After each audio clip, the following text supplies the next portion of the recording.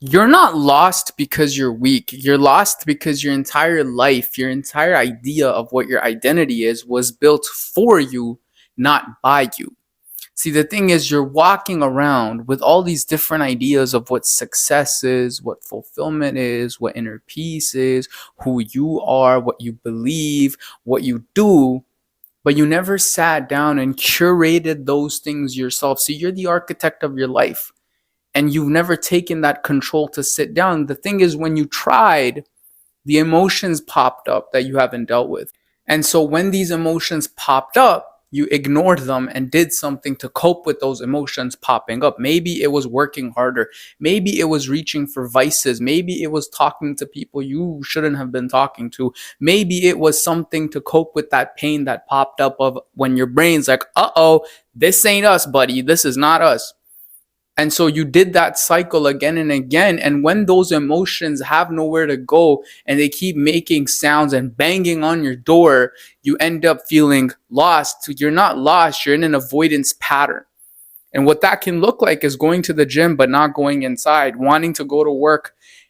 Not wanting to go to work in the morning, but still having to thug it out, not wanting to spend time with people, wanting to be isolated, but not feeling comfortable and happy and peaceful in your own company. So what you start doing to cope with that and to not feel numb is to dose yourself with different vices so that you feel something, anything. And sometimes you may even engage in self-destruction and self-deprecation behaviors that you destroy yourself just so you can feel like you're still human again. And I know how that feels. I know what it feels like to do the wrong things, to do bad things to yourself, because that's just your only way of knowing, hey, I'm still alive.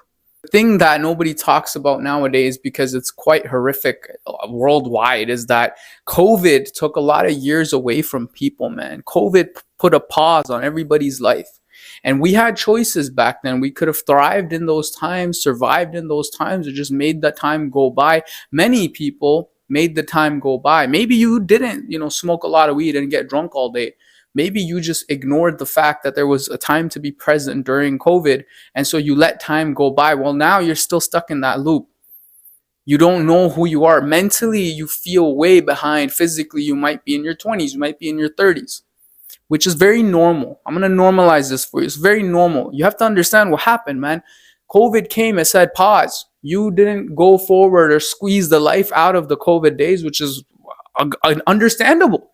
But what happened was, now when you entered into the world when COVID went away, now you're suddenly 26 feeling mentally 23, and I don't blame you. So it makes sense that you're surrounded by people and feel lonely. It makes sense that you have anxiety pop up. It makes sense that you feel stressed out. It makes sense that you think you're burnt out. All of these things make sense, but it doesn't mean this is the correct way to live or this is something you should be living like. Because the truth is, you don't have a motivation issue. You have an identity issue. Think about it for a second. If your identity was such that you are okay, let's take a smoker, for example. I use this analogy all the time. If you had a smoker who quit smoking and the next day woke up and literally thought to himself that he's never smoked in his life, he does not identify with smoking. What is smoking? Why do people smoke? That's his identity now, a non-smoker. Do you really think he's going to have crazy cravings for nicotine? No, he's not. The thing is, most people that use nicotine are so scared of the withdrawals. I saw them, I understood them. It's not as bad as people make it out to be. The reason is the mental gymnastics that happen of that smoker. Same smoker wakes up the next day, thinks, damn, it's time for me to smoke. Oh, I don't smoke anymore. Uh-oh. Fight or flight. Body goes haywire. Why? Because there's an identity issue. The identity clashes with each other. It goes, I need to smoke, but I don't smoke because I don't allow myself to smoke. Why don't I allow myself to smoke? I should be nice to myself. No, I should punish myself. No, I should be disciplined. No, and that causes the chaos that you experience every day. You never sat down and thought about who you truly are without expectations from you. You never sat down and thought, hey, when I become successful monetarily, when I become jacked, whatever, what expectation does that fulfill? Even if it's yourself, you never sat down to think about the pattern that you're serving or that you're striving for the last 20, 30 years of your life, which is sad.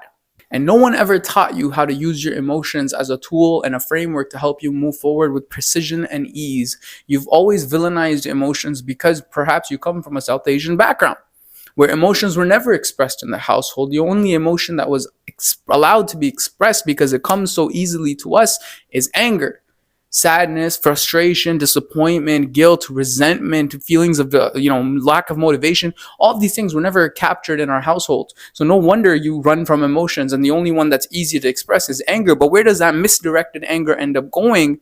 Back to yourself. So then what do? You reach for vices, man. You smoke, you drink, you party, you talk to girls, you do something in the realms of normalcy. This is the key here. You're in the realms of normalcy because you've dedicated yourself to striving for goals. You can't afford to fall off that hard. That's the thing, like, you have to make it work. You have to hustle, but you still dip your toe into that ocean of vices to help you cope. Well, it's clearly not serving you anymore because part of you doesn't want to do those anymore. Part of you knows that's your way of harming yourself. That's your way of weirdly punishing yourself for something that is not your fault. And then you call yourself lazy for not doing the things you want to do when all this whole storm that I'm describing is going on in your head.